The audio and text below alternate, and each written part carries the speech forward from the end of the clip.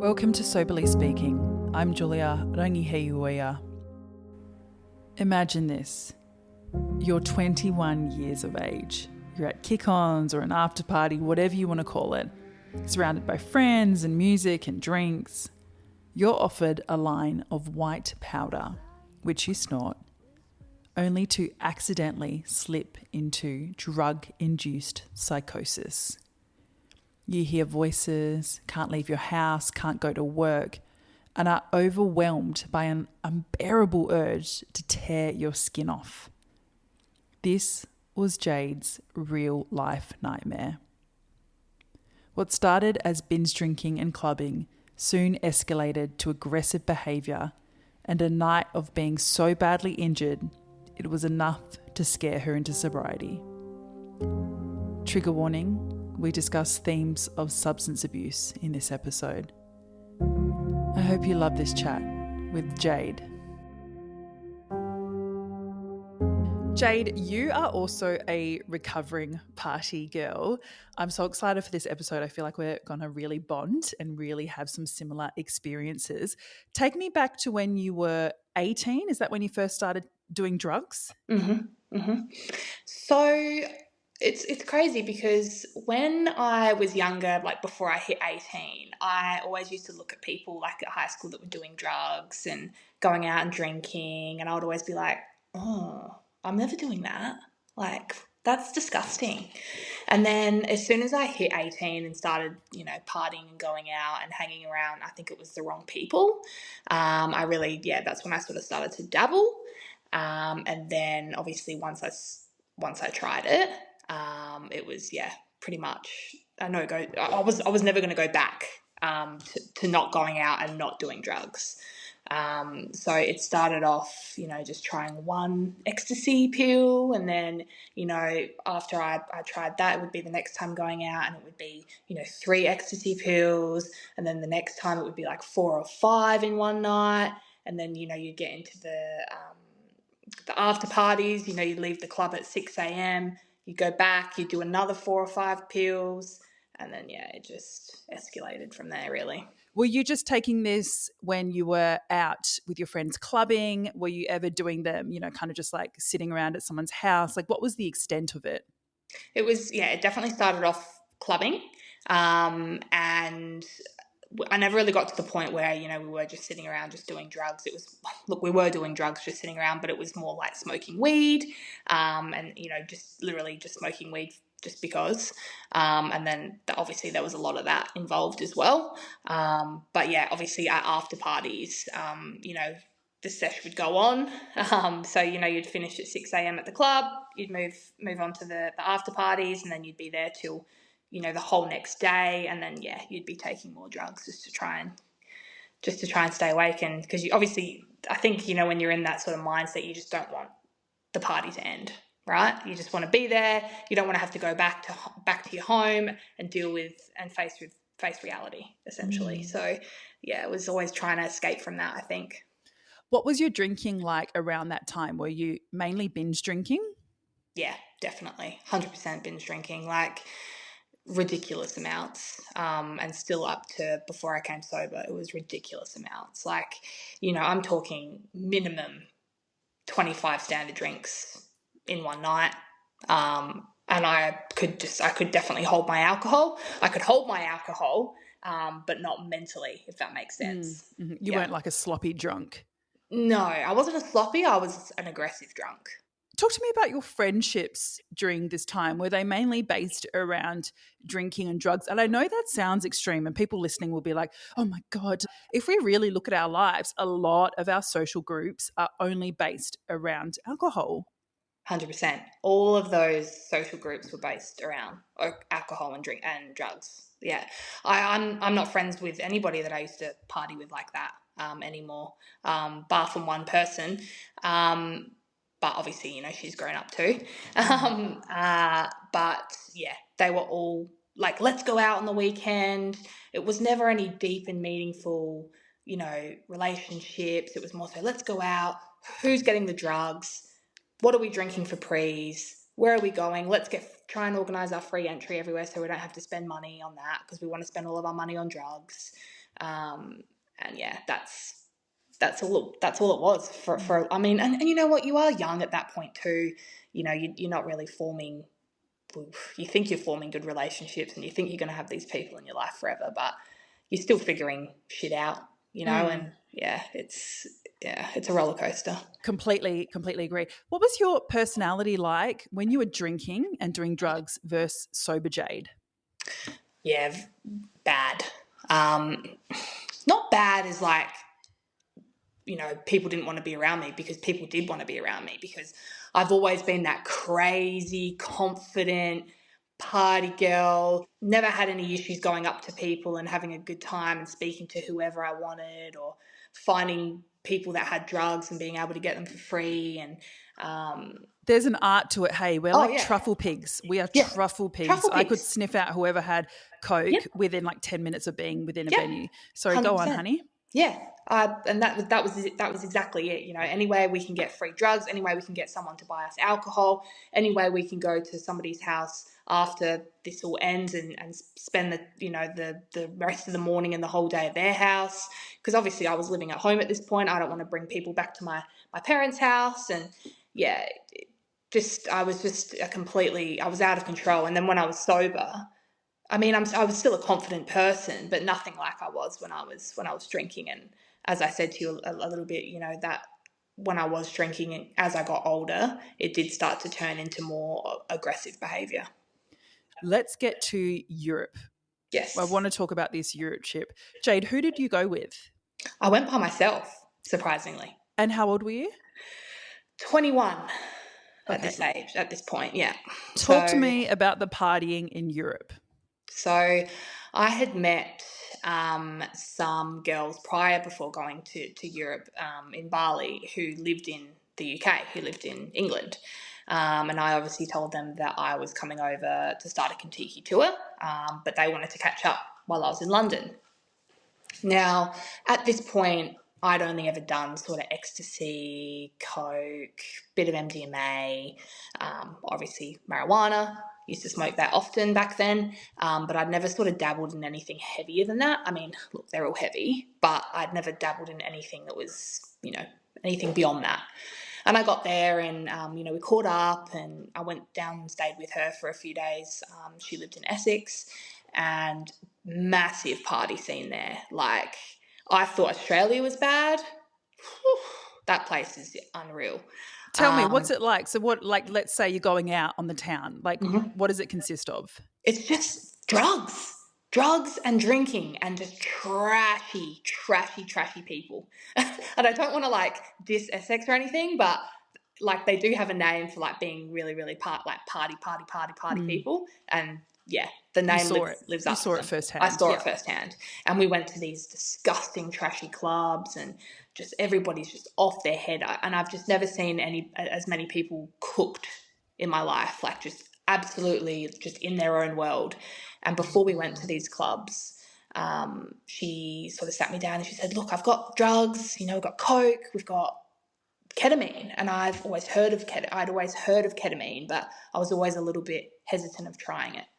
And we ended up trying a little bit of coke and a little bit of ket together, which they call a Calvin Klein. Do they? Yeah. It's called I didn't realise I was doing a Calvin Klein.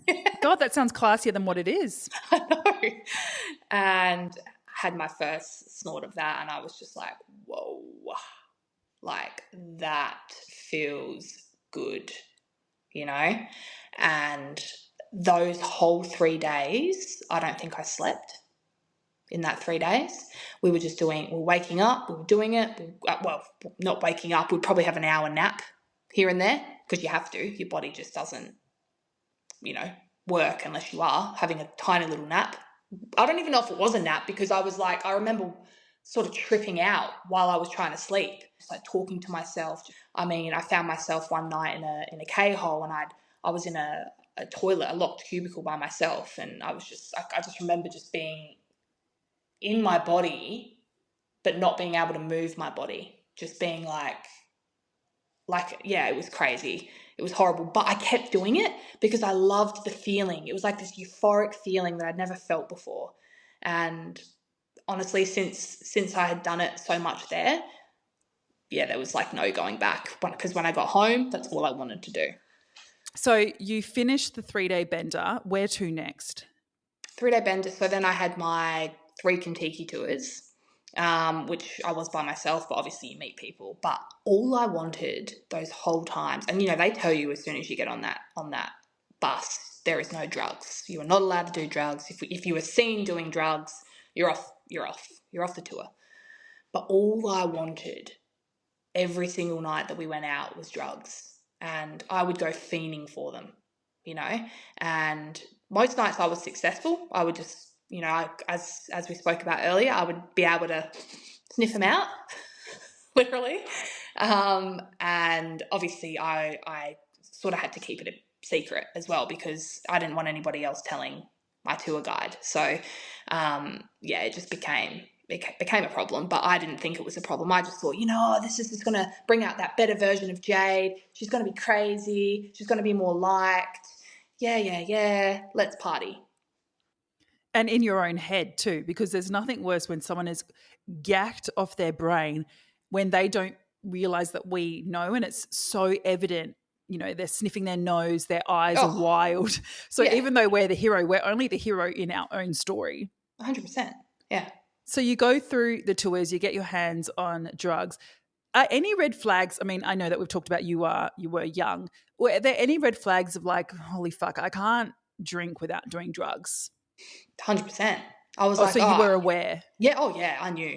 I was like, I was like, I'm not the best possible fun party girl version of myself unless I have some sort of drug on me and inside me.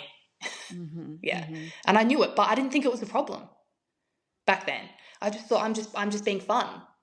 Everybody wants the fun part of me, this crazy girl, this confident girl. I didn't think about it being a problem at all, because I'd never felt any issues from the drugs at that point. I'd never got a come down. I'd never got anxiety. I'd never felt depression at that point. It was just, it was just all fun for me. There was no negative to it at all. Okay, so we've wrapped up the Euro Kentucky drug tour. We come back to Australia. Tell me what is next. So obviously, because I had tried ketamine over there, I really wanted to come back and, I guess, give it to all my friends that hadn't tried it. I wanted to say, let's try it together, because it's so much fun. It's the best feeling ever.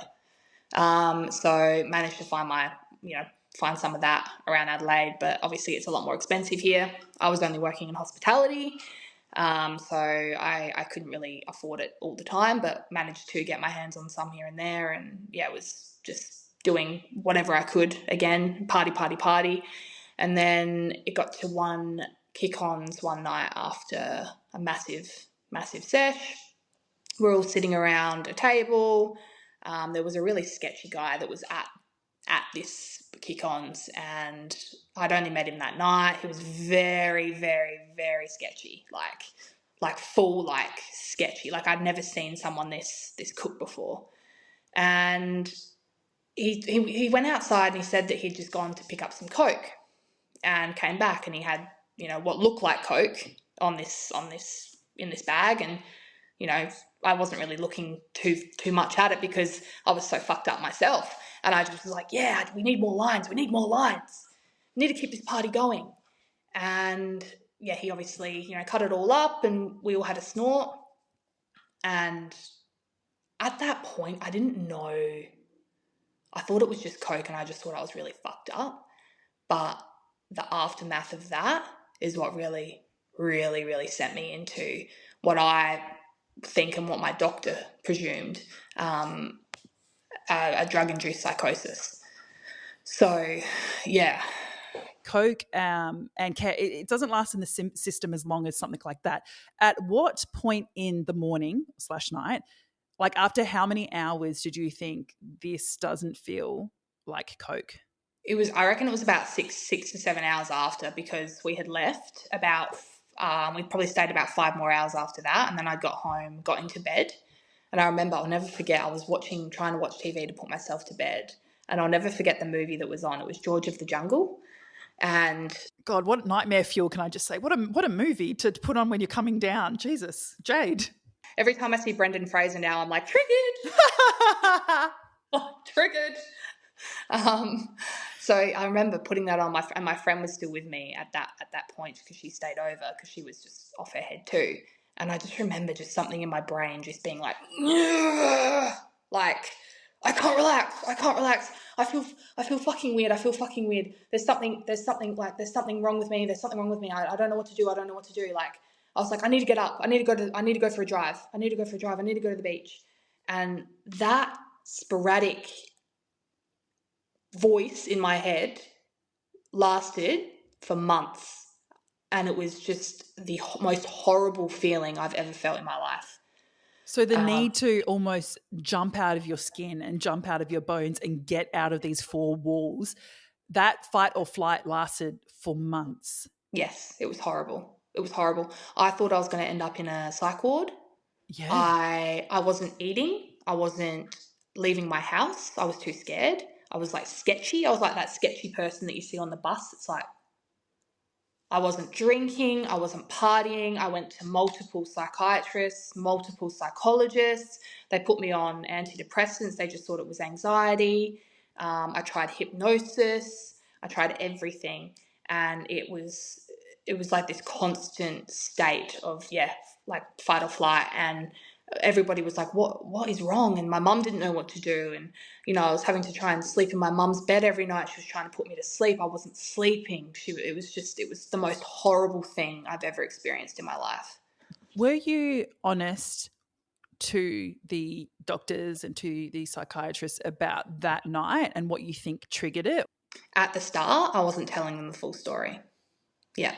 And then it got to a couple months after and they were like, we just don't know what this is, Jade. Like, is there things that you're not telling us? And I eventually said, yeah, look, I think it was a drug that I didn't know what it was. And I'm pretty sure it might have been crack, to be completely honest. And then they said, well, this makes a bit more sense now. Yeah. And, that was a hard pill to swallow, obviously, because it was self-inflicted, right? Do you hold down a job during this time? I don't think I was working at this time. Because I was just working casual. And I remember I couldn't leave my house. I was calling in sick every day. And then mum just said, Jade, just take some time, just take some time. Because obviously my mum was really worried about me. And yeah, I think I didn't work for that until I started to get a bit more normal again. Yeah. And at what point during these months, because there must have been a time, almost like a day that you remember, where you go, fucking hell, is this going to be for the rest of my life? And how far into those months was it? I reckon it got to about 3 months. Yeah. And I just remember having the same thoughts over and over and over again. And and even thinking about it gives me, it triggers me, like so much, just that. And I think the reason that moment in my life has made me what I am today. And I still always will think about that. That has stuck with me forever, and it triggers me and gives me, I think it's honestly PTSD, to be completely honest. Because 3 months. I just want the audience, 3 months is such a long time, let alone like a weekend where you have, suicidal thoughts or depression. 3 months of thinking that you want to jump out of your skin. Yeah, that would do some damage, babe. I don't blame you. Yeah, it was horrible. How do you slowly start to come out of this? I think it was just, I remember I was still a little bit triggered by it, but it got to my brother's birthday and he was having some friends over and I was a little bit more calm at this point. And I just remember, look, I think I might just have a drink. Maybe a drink will make me feel better, as we tell ourselves. And I remember I bought a bottle of red out of, I don't know why, I think it was fucking $6, right? It was on special. That's probably why, yep. Yep. And started having a couple sips. And obviously I hadn't drinking in a while, so I was I was starting to feel it after about a glass. And I was like, oh, I actually feel all right now. Like, I reckon I can do this. Ended up polishing off the whole bottle, and then was just walking around trying to find other drinks too, because that was the first time I had felt normal and like myself and like I was happy and like I had felt that euphoric feeling in months. I remember when I was drunk, I was like, oh, wow, maybe I'll just keep drinking. Like, maybe that's it. Maybe I just need to keep drinking. So you go back to drinking. Are we straight back to binge drinking just as much? Are we just... We sort of dabbled in it at the start. I'd have, a couple, and that's when I started getting a bit more social again, because when I had felt that like I could be normal again, it's like something flicked in my brain. Like I had proved to myself that I could feel normal. So I'm going to start implementing normal things back into my life. So I started going out for dinner with, a close friend, and then having a drink, just a couple. And then after I knew that I was okay from that, it would be, all right, come over to my house to Prees, and then let's go out. And then it fell back into that pattern again. But I stayed away from drugs for a good, I would say, 2 years. And then it kind of started introducing its way back into my life again. And was that just because of the people you were hanging around, or did you actually have this need for them? I think it was the people I was hanging around. They were doing them still. I thought at that point, oh, I'm okay now. Like, what's the line? I'm not going to do pills anymore. I'm not going to do ecstasy. I'm not going to do ketamine. What's a line of coke? Even though I don't know what the hell it is. I would assume there's this sense of, well, it's not crack. And that's what was the difference. It's like, well, at least it's not crack. Like now that is your bar, Whereas a lot of people's would be like, oh, I don't know whether to do cocaine. And ours is, well, at least it's not crack. Exactly. And that's what it was. And I made sure I looked at it, I'm like, not crystally, thinking I know, like what a drug is. Like, come on, Jade. And yeah, that sort of, it fell back into that for a bit, but this is when the come downs and the depression started and the anxiety, because I'd experienced anxiety from the psychosis, and this is when I really started to experience it in full. So I'd go out, I'd drink heaps, I'd have a couple lines, and I would just remember feeling, oh my God, I am like depressed, like sad, like suicidal, like, oh, just this horrible feeling of like this horrible come down. And then that's when they really started, and then they just progressively got worse. And then I was like, okay, I actually maybe need to stop doing drugs, because I didn't think it was the alcohol still. I wasn't going to get rid of my alcohol. My alcohol was my only thing, the only thing keeping me happy. So the alcohol could never do any harm. But was the alcohol always the gateway to the drugs? Yes, 100%. It always was, but I didn't think that, because I didn't want to let go of it. Talk to me about your relationships during that time when you were drinking a lot. I would say at this time when I was drinking a lot, I started to lose a lot of friends, to be completely honest with you. My best friend of years, she ended up having to take a break from me. I was going through friends. I'd be hanging out with someone for a month, and then they'd decide, nah, I'm going to move on to somebody else. And I wasn't ever thinking that I was the problem. I was always thinking they were the problem. They had the issue, not me. I'm a good person. I'm fun when I drink, And yeah, that was a big period of where I was going through friends, like I was going through undies, and just losing good people, but not being aware of it. And I look back at it now and I'm like, I just can't believe it. Let's lead up to the day you decided to stop drinking. I want to talk about the incident at the bar, because I loved that you called that a light bulb moment. Can you talk me through that? Literally. So that was a big night. So obviously started out with dinner and drinks with friends, but dinner and drinks is never just dinner and drinks with me. So the party must go on. So we went to a few bars, and then we decided to come back to our local bars, where there's, local karaoke, which we used to love, on a Saturday night. And I was just drinking.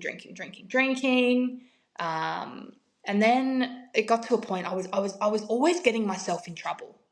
And even if it was just something little, like, mouthing off to somebody who mouthed off at me, or starting something with somebody, or just something switching in my brain just to make me angry, or just anything. I was super unpredictable, and that's what people didn't like about me, especially You're a my partner. liability. 100%. My partner was scared to drink with me at the end. He didn't want to. He was too scared, and we'll get into that. But the moment, this is literally the light bulb moment. My last big night, we were at the bar. The bartender was having a bit of a joke with me. He was filling up a water glass for me because I asked, because he was giving me water because I was so drunk. And then he gave me the water, and he went to pretend to throw a tea towel at me. And he didn't, but I got scared, obviously. So I had water in my mouth, and I spat my water out in his face. He then threw the tea towel back at me as like a reflex, which then hit the light bulb on top of my head, that smashed and broke and cut all my face, all the glass. So I had cut here, had one there, down here.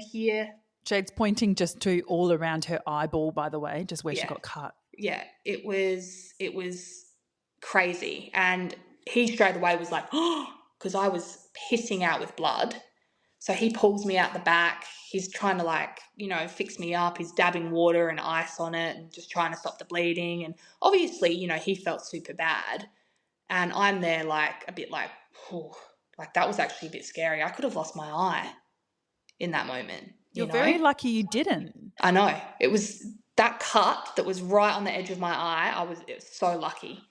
And then that night was a bit weird for me as well, because I was being super erratic as well. And I honestly think that my drink was spiked that night, because there was just some weird erratic behaviour going on with me that wasn't normal. And I remember coming home at 3 a.m. that morning. Obviously my partner's asleep, and I'm trying to wake him up and trying to start a fight like I used to. And that erratic behaviour lasted till early hours of the morning, and then I just didn't want to go to sleep, and I didn't want the party to end, and I was trying to find a ticket to the New Year's cricket. My partner wouldn't give me his, because he said, you need to calm down, you need to go to sleep. And then after that was the moment where I was like, holy shit, I really need to stop doing this. I really need to stop doing this to myself. This is not good. This is not good behaviour. Although it was a freak accident, you would have never been in that position had you been so drunk. No way. And when I look back on my life, and I don't know if you can relate, it's actually those situations that I cringe at the most, which Same. Just because I was drinking and this horrible thing happened, and I would have never, ever been in that position if I was so legless, and I hate myself for it. Well, we're working on that, everyone. We are. Yeah.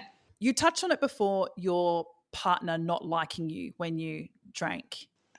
Yeah. At the start of our relationship, it was fun, but I always wanted to drink around him because he was getting that version of myself, the confident, and sort of that version that didn't really care. And I would always, sort of want to say, hey, how about we just chill at your house and have a few beers? Or how about we go out and do this and drink and have a few wines and drink. Our relationship at the start was rarely, we rarely did things that involved being sober. So, and then I think it just progressively got worse for that. And then my drinking would get worse. And then obviously, every relationship has issues, but they were mainly stemmed around me being drunk and the things I would say and the things I would do when I was drunk, things that would make him super uncomfortable. And I think I held a lot of resentment towards him as well, because he was able to drink and not cause any issues and I wasn't. And it just turned into this really toxic. I turned into this really horrible person where, I started getting really aggressive, physically aggressive. And I'd wake up the next morning and I'd be like, what's wrong? And he'd be like, are you serious? I'd be like, yeah, I was just drunk though. I was just drunk. And he'd be like, oh, so you just expect me to move on from that, you know? And then it just turned into this cycle. And I wasn't ever owning up to what I was doing either. And then I was just blaming it on the alcohol, always blaming it on the alcohol, using it as an excuse, but still wasn't stopping it. And he must have felt almost like, I can imagine the anxiety inducing, those nights where you're going out alone, that light bulb moment, the perfect example. He's probably already nervous with sweaty palms at home. You come home at 3 a.m. with your face cut up to the nines. Like, he's got to be worried about your safety as well, Jade. He was super worried about me all the time, always worried. And he was worried about my safety, but he was also worried, is she going to come home and wake me up and attack me verbally or physically? About, I'm just here sleeping. Do you know what I mean? He wasn't doing anything wrong. And I look back at that now, and there's a lot of work I've done internally to forgive myself for that. Yeah. Let's talk about the day you decided to give up drinking. It's funny because it was obviously that day after, so it was the 31st of December 2023. So obviously New Year's Eve. And I said to myself, I think I'm going to have a month off. I'm just going to do dry Jan. I can do it. It's going to be hard. It's obviously silly season, but I'm going to do it. So I remember getting, a week into it, and it was that first weekend, and I think I had a few friends that were like, oh, we're going here for a couple drinks. And, I said, no, I can't do it. Not because of the fact that I didn't want to. I was actually scared to. I felt anxiety to drink. I don't know what switched in my brain. Something did, but I felt scared to even put alcohol in my body. And the thought of it actually, it made me feel sick to my stomach because of how I had been acting. And I managed to stay dry all of Jan, but I remember I was miserable. I was like, why am I still feeling like this? Why am I still feeling sick with myself? I haven't put alcohol in my body. Why am I still so sad and upset and anxious? Why? Why can't I be happy?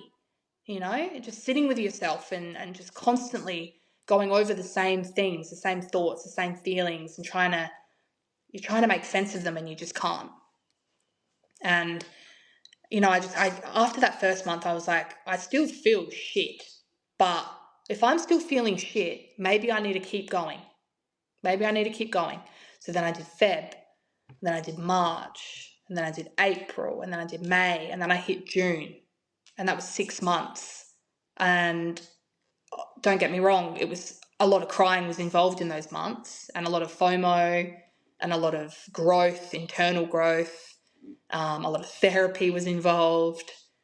But as soon as I hit that 6 month mark, something flicked inside of me, and I actually started to feel a bit proud of myself. Like, shit, girl. Like, a lot of people couldn't do this. You're not stopping drinking for a specific reason. It's not a health related thing. It's not like you can't drink. You're choosing not to because you know that it makes you a shit and horrible person. That's just not you. And from that 6 months, I had started to feel a little bit of self-love because obviously, this does come down to a lot of issues with self-love, and I had never had any. I'd never really loved and respected myself because I'd never stuck anything out.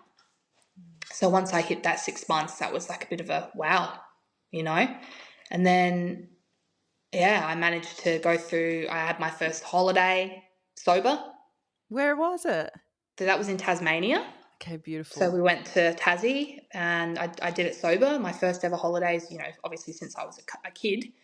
And it was just so different. It was so different to experience a holiday and not be hungover, and just go and do stuff and always be busy and then come home at like 7 p.m. and you're tired and you just want to go to bed. You feel like you have unlimited amount of hours when you are sober on a holiday. Yeah, you do. And I think the whole struggle of sobriety, I could go on for hours. The biggest thing for me with sobriety, and still is, was grieving that old life, that old fun life, and also you realise how much more time you have. And for someone that doesn't have any hobbies or didn't have any hobbies, having all this time gave me anxiety as well, like constant anxiety. What am I going to do? What am I going to do? I used to use drinking to kill time. That was my hobby. So, yeah, having to push yourself and start hobbies and reach out to people, random people, and just say, hey, let's catch up. Let's do a coffee.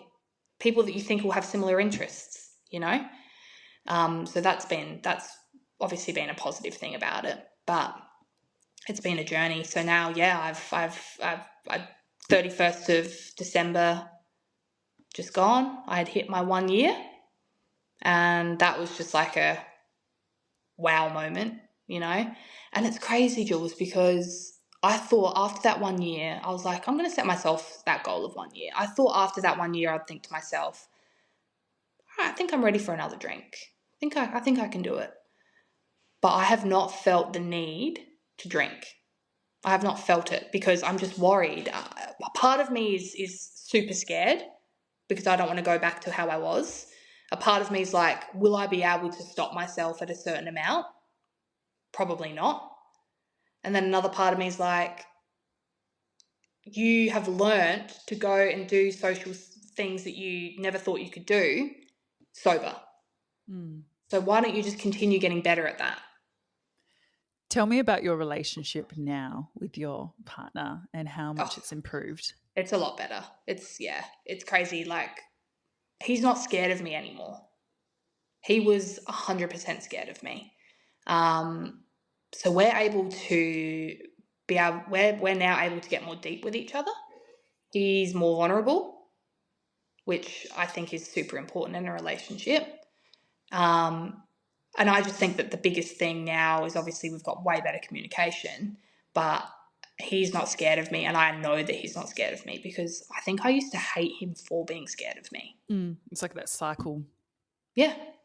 And it's obviously, every couple has their days. This hasn't been easy for me, and he's been there the whole time, patting me on the back and, telling me that I'm an inspiration to him, and I'm an inspiration to so many other people. And he's been there and he's supported me and he's cuddled me when I've been at my wit's end, having a shocking day. And yeah, it's been a lot more positive. I'm going to start wrapping up the interview, but I think what would really help people with your story, Jade, is this theme of self-love, or a lack of, really. How do you show yourself now as a sober person, that self-love? I think I spend a lot more time with myself now. I was too scared to before. I didn't ever want to be alone. That's why I was always drinking and being with friends. So I spend a lot more time with myself now, and just learn to be by myself and do things for myself that makes me happy. I mean, I've taken up a lot of hobbies now, which I love doing that by myself. I don't like anybody being around, and that was just never me. It's crazy because now I do set myself boundaries. I do set myself boundaries now. I never used to.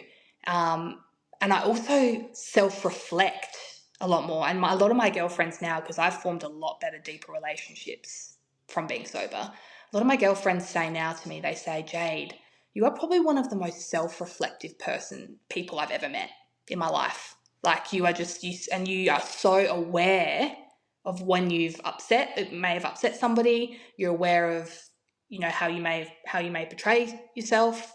I never used to be like that. So I think that, and hearing that from other people as well, makes me feel really good about myself and makes me think, shit, I have grown. I've definitely grown. And people aren't scared of me anymore either. A lot of my family didn't want to hang around me when I was drinking either. They love being around me now. Love it. They just think you're just a completely different person, I think the one of the best things for me of going sober is that I've been able to let go of my anger. And I don't know where it stems from. I don't know. Maybe it was the lack of self-love. And I've been able to bring in more love and more compassion. I'm way more compassionate now, and I can definitely say that I love myself for that. Oh, Yeah. Jade, I am so excited for you to enter your second year of sobriety, because that first year is the fucking trenches. Oh, it only Jesus. gets better. I promise. But thank you so much for joining me today. I just feel like I'm talking to one of my girlfriends. I feel like I see you. I understand you to your core, and thank you so much. Thank you. Appreciate it. Thank you so much for listening to Soberly Speaking. We are now dropping episodes every Mondays and Thursdays. You can catch the Monday interviews, the full episodes on YouTube at Soberly Speaking. We are also on TikTok, on Instagram. If you're listening on Spotify or Apple, hit that follow button to stay up to date with all the latest episodes. All my love.